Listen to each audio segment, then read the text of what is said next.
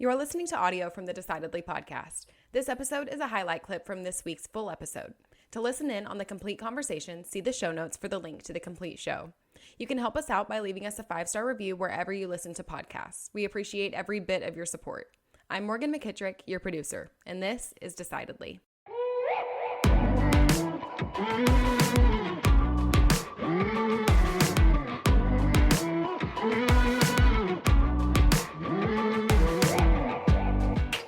Well, it would seem like if somebody can become more grounded, that you'd be in a better place to make better decisions. I would think. Absolutely. Right? Yeah. Yeah, because I think that when people make poor decisions, what I see in my practice, when people regret their decisions, let's say, it's usually because the decision was based in fear or a really strong emotion, anger, resentment.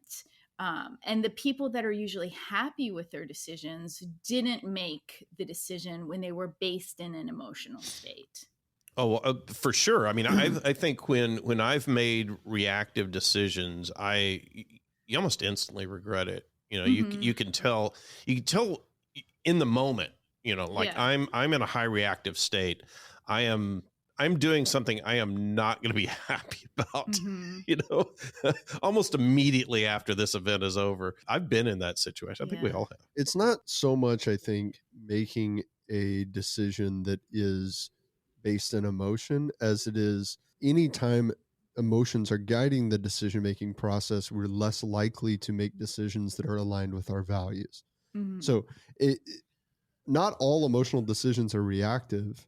But a reactive decision is almost always an emotional decision. What else would I be reacting to? Right. Yes. But I could be depressed for a month and making decisions the whole time. I could be excited for a month. I could be fearful for weeks on end.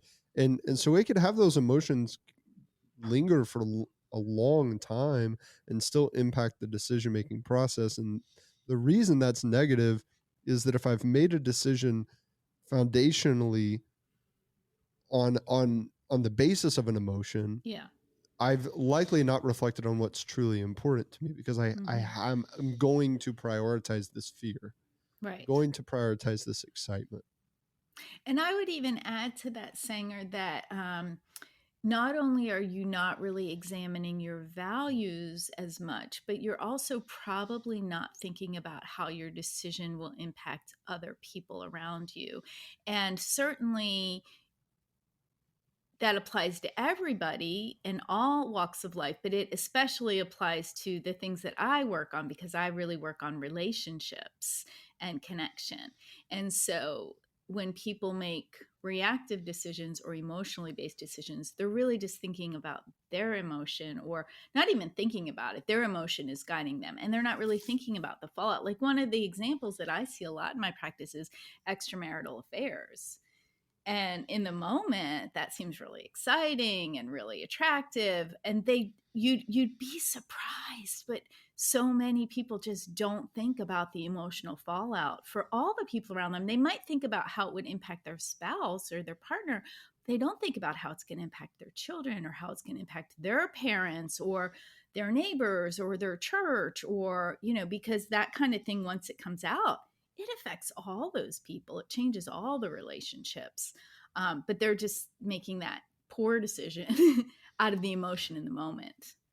Oh, for sure. I had a discussion with a friend of mine who was going through a divorce a few years ago. And he was planning on getting divorced. And I said, well, here's something you should know is that your kids it's going to take them about 10 years to 15 years to get over this. And they're not going to like you for a while. Yeah. And he's like, what, you know, and I was like, yeah, that's how that's going to go. They're going to, this is going to really impact them.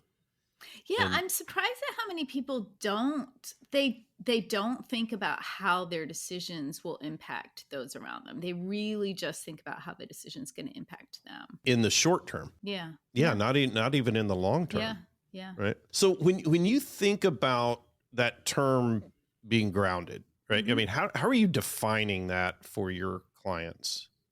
Like, what do you think about when you think about that term being grounded? It's being aware and present in the moment. And when I do grounding exercises with my clients, it's usually to get in touch with all of their senses and to kind of get to a calm baseline so that they can think rationally and so that those emotions aren't overtaking them. And usually, I'll be honest, it's usually anxiety. Sometimes it's anger, sometimes it's excitement, sometimes it's depression. But you can be grounded and be depressed. You can even be grounded and be afraid. It's just that you're kind of getting a hold of those physical reactions. And almost like I would use an analogy because I do think it's hard to actually describe it, like that there's a static and you're kind of turning down the static so that you can hear your own thoughts and your own wisdom and your own logic and your own breathing and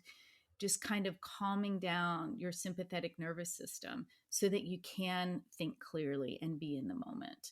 And so much we have so much stimuli around us that it's like background static all the time. So it's kind of turning down the static. How you made the comment somebody could be grounded and depressed, and my initial I don't really understand enough about either one, maybe. But how let's start with grounding. I mean, when I hear the term grounding, I think walking barefoot in my garden. Yeah. And so, I mean, for some people that could be, but so my favorite exercise for grounding to do really quickly with people when they feel a panic attack coming on, sometimes I have people do jumping jacks because you have to kind of focus a little bit on the coordination and you kind of have to stop focusing on going down that road of panic. It's to kind of bring you back to the present moment without distractions.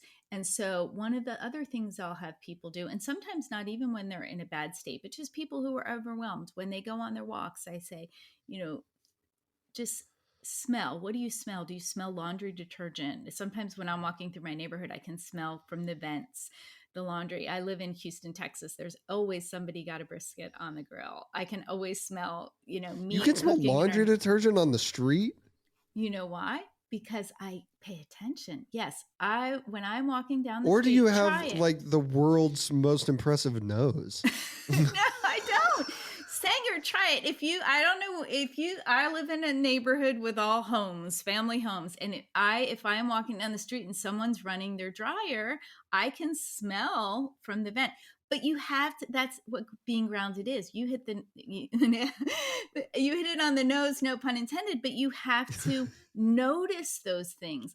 And you probably would if you noticed. We're so busy listening to a podcast, looking around, thinking about our to-do list that our senses are not taking in just the normal information. Okay, I feel that. I can hear you.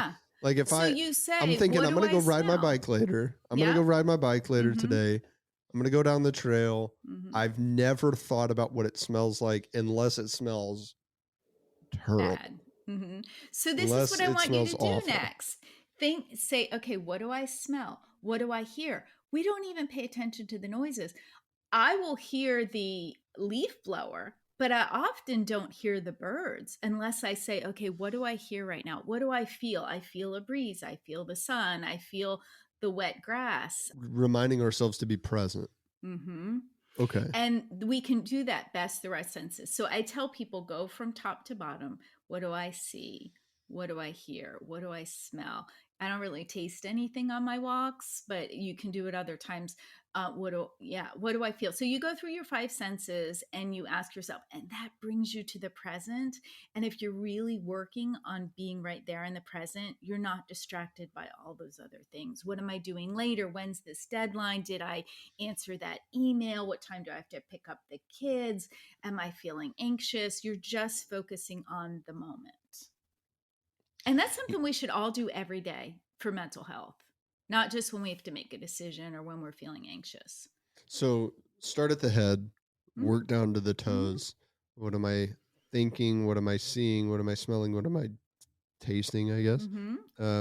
What do I feel on my skin? Yeah. See, Like, now even you just got me feeling like, the seat. look at this, Kim. I'm so uncomfortable now because I'm like, I feel Why are you this- uncomfortable? Because now it's like too many things that I'm thinking about. I'm like, this stupid little cord from my headphones is like on my forearm, and my shirt. Oh, well, my shirt's on my neck and my chest and my abdomen and my shoulders. Well, you remember when we were talking I about want to Jeremy? ignore all these things. Remember when we were You talking don't about do Jeremy? it now, Sanger. You don't do it now. Now I you're mean, supposed to be focusing on Yeah, I something would different. not say this is the time to be grounded. Hold on. I'm sorry. I'm smelling right now.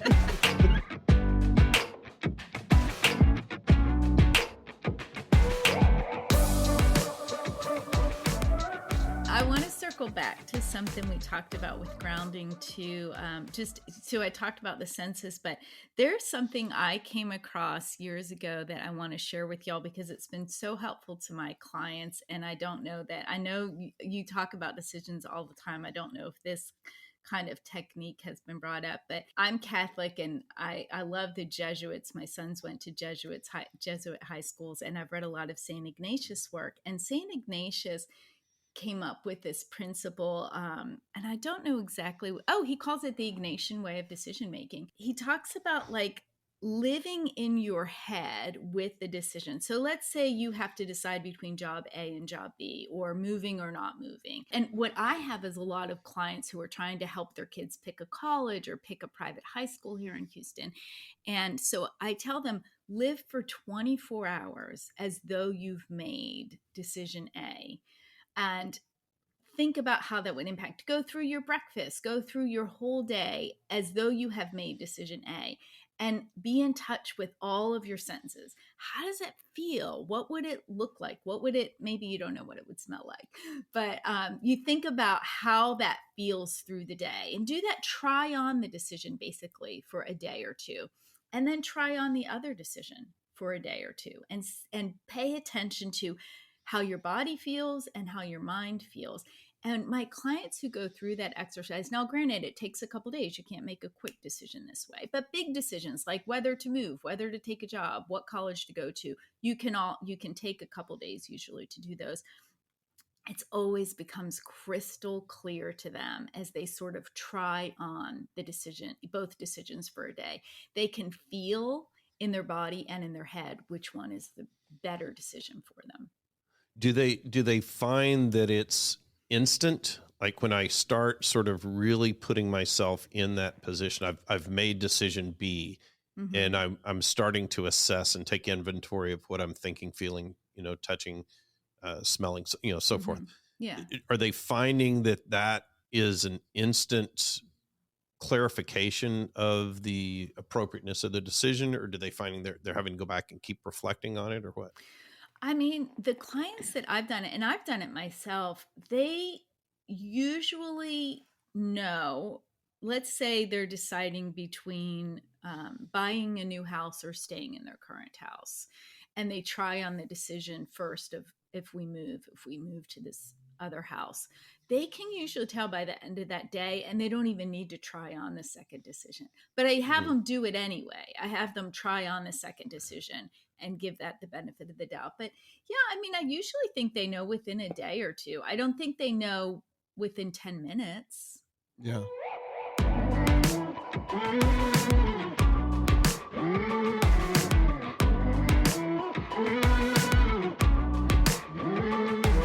Thanks for making the great decision to listen in to this week's episode highlight. If you want more of what you just heard, see the show notes for the full episode. As always, for the latest decision-making tips, find us on decidedlypodcast.com or on Instagram @decidedlypodcast. And be sure to sign up for our weekly newsletter from the link in the show notes. Don't forget to leave us a 5-star review as well. We read all of your comments, so if you learned some decision-making tips today, let us know. Until next time, this is Decidedly.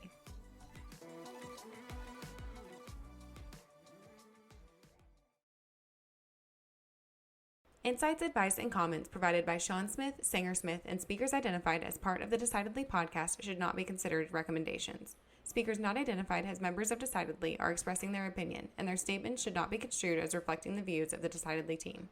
This podcast is produced solely for informational purposes, not personalized advice.